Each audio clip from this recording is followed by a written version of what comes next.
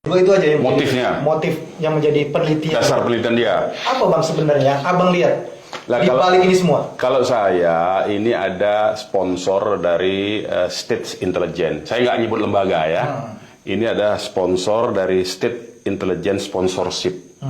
Ya, di balik ini semua isu ini, tujuannya tidak lebih dan tidak kurang. Ini begini, ini kita tahu sejak 2016 ini kebangkitan umat Islam ini kan luar biasa, ya kan? Kemudian terjadi sinergi, persatuan, ya, antar mazhab, antar golongan, antar ormas. Ini kan hampir semua sudah punya kesadaran untuk bersatu. Nah, ternyata kemudian dengan ini dia mengkhawatirkan status quo, pihak yang berada di status quo yang diuntungkan oleh status quo sekarang. Pihak ini adalah orang-orang, kalau dalam teori sosial itu ya, itu the ruling class ini. Dia terganggu nih kalau umat Islam bersatu, ya, antar ormas, antar mazhab ini. Jadi harus diacak-acak. Nah, problemnya adalah ya, kalau saya perhatikan motivasinya ini, mereka melihat kalangan ulama. Jadi saya tidak nyebut satu saja, kalangan ulama. Baik dari kalangan habaib, ulama dari kalangan habaib, maupun dari kalangan yang dikenal oleh masyarakat sebagai kiai-kiai kampung, kiai-kiai ulama-ulama pribumi, kalau mereka nyebutnya kan begitu. Ini terjadi persatuan. Nah, mereka nggak mau ini terjadi persatuan. Dengan adanya menonjol-nonjolkan isu-isu pribumi segala macam, ini kan ada aspek-aspek yang disebut dengan secara ideologi ultranasionalisme atau cenderung kepada chauvinisme sebetulnya. Ini kan Hitler sebetulnya chauvinisme itu, membanggakan apa namanya kepribumiannya, keasliannya. Padahal kita ini semua sebetulnya makhluk alien sebetulnya. Kita ini kan makhluk keturunan Nabi Adam, yang Nabi Adam itu diturunkan kepada dari surga ke bumi. Ini kan karena dihukum. Ini ribut soal begini, ini kan sebetulnya dia buang-buang waktu aja nih orang-orang. Tapi balik lagi karena dia khawatir dengan keberadaan kebersatuan antara ulama, bahkan PBNU juga ya sudah merespon isu ini bahwa tidak benar ini semua ya, merusak persatuan. Jadi dia curiga dari analisis intelijen ini menyatakan persatuan umat Islam ini dibangkitkan oleh kalangan habaib dan kalangan ulama. Sehingga ini harus dipecah belah. Nah, pakai pecah belahnya itu pakai apa? Ya pakai isu ini yang bisa efektif. Karena isu-isu lain sudah pernah dicoba, gagal terus kan. Pakai kriminalisasi, gagal. Karena walaupun dihukum, dipenjara, tetap umat mencintai ternyata. Tetap diikuti. Nah, pakai isu ini diharapkan yang para muhibbin ini diharapkan tidak lagi percaya, tidak lagi mengikuti. Inilah dipakai. Itulah teori apa namanya analisis intelijennya. Saya tidak sebut teori karena teori harus dibatalkan oleh teori juga. Ilmiah. Tapi ini analisis intelijennya begitu ini. Nah, aspek-aspek ini. Nah, inilah yang perlu kita respon ya berdasarkan analisis kontra intelijennya ini, karena ini ada satu gerakan intelijen di balik isu ini ya yang disponsori oleh pihak-pihak status quo, saya sebut begitu ya.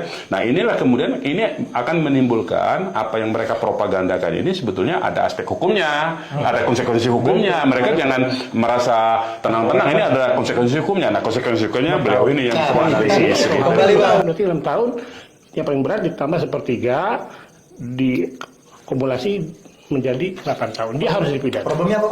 Nah, problemnya itu, ini yang membuktikan bahwa ini adalah apa namanya intelligence state sponsorship tadi saya bilang, ya. Harusnya kan secara normatif itu tidak perlu ada laporan karena tidak perlu diumum. Nah, kenyataannya, faktanya ini sudah dilaporkan oleh pihak-pihak yang merasa dirugikan. Tetapi justru ditolak laporan dari pihak yang merasa dirugikan. Jelas ini membuktikan bahwa ini ada sponsorship dari state sponsorship nih untuk melindungi orang-orang yang mengemukakan secara tulisan tadi dan membuat propaganda baik itu dengan ucapan lisan, dengan alat-alat elektronik, kemudian dengan isu DNA, haplogrup itu. Ini semua proses intelijen menurut saya.